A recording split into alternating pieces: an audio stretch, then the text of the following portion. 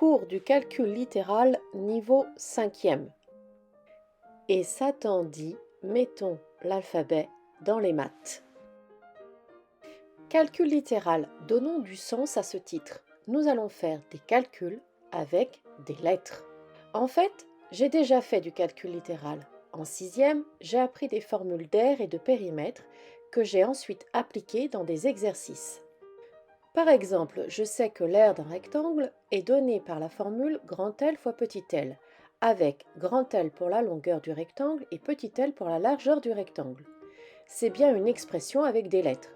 Quand l'exercice me donne la valeur de la longueur et la valeur de la largeur, je peux calculer mon aire. Cette année, on va introduire des règles pour écrire plus facilement les calculs et développer davantage les notions mises en place l'an dernier. La première règle sera la simplification d'écriture. Pour faciliter l'écriture d'une expression littérale, on peut enlever le signe fois dans les cas suivants. Premièrement, un des facteurs est une lettre. 4 fois B va s'écrire 4B. A fois B va s'écrire AB. A fois 3 pourrait s'écrire A3 si j'enlève uniquement le symbole fois.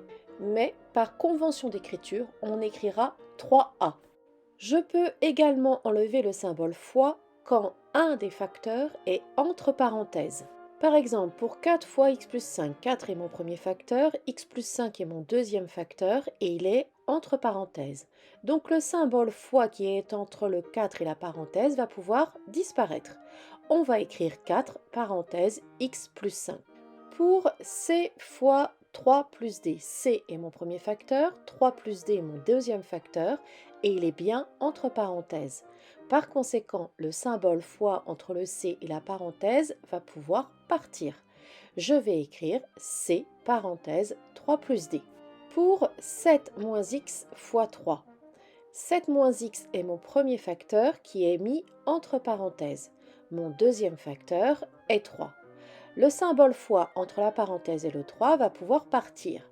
Donc je pourrais écrire 7 moins x entre parenthèses et le 3. Mais ça ne s'écrira pas comme ça. Le 3 va devoir passer devant la parenthèse par convention d'écriture. Donc on va écrire 3 parenthèse 7 moins x. Cette règle restera valable avec deux facteurs entre parenthèses. Ici, j'ai un premier facteur qui est 4 fois x moins 5 et le deuxième facteur qui est 8 plus x. Dans mon premier facteur, j'ai le symbole fois entre le 4 et le x qui va pouvoir disparaître. Je vais donc écrire 4x moins 5 entre parenthèses. Le symbole fois entre les deux parenthèses va pouvoir partir également.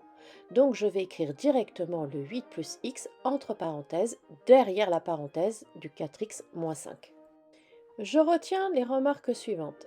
Cette règle ne s'applique pour aucun autre cas. Écrire 5 fois 2 égale 52 est évidemment faux. Deuxièmement, par convention, on n'écrit pas A3 mais 3A et on n'écrit pas 7 moins x et le 3 derrière mais 3 parenthèse 7 moins x. De manière générale, quand l'un des facteurs seulement est un nombre, on l'écrit en premier. Troisièmement, vous allez devoir vous faire la lecture des expressions. Jusqu'à présent, je vous disais 5 parenthèses 2x plus 3, mais ça ne se dit pas comme ça. Ça va se lire 5 facteurs de 2x plus 3. L'expression 4x moins 5, 8 plus x va se lire 4x moins 5, facteur de 8 plus x. Je retiens bien la façon dont les expressions littérales se lisent, car le ou la professeur s'exprimera ainsi lors de ses cours. Il me faudra bien comprendre ce dont il ou elle parle. Cas particulier, pour A fois A, je n'écris jamais AA, mais A avec le petit 2 en l'air, ce qui se lit A au carré. Cette écriture ainsi que la façon de la lire est déjà connue grâce aux unités d'aire, centimètres carrés, mètres carrés, etc. B fois B fois B va s'écrire B avec le petit 3 en l'air qui se lit B au cube. Une fois de plus, vous connaissez déjà cette façon de s'exprimer avec les unités de volume. Et quand on aura des nombres, 9 fois 9 pourra s'écrire 9 au carré.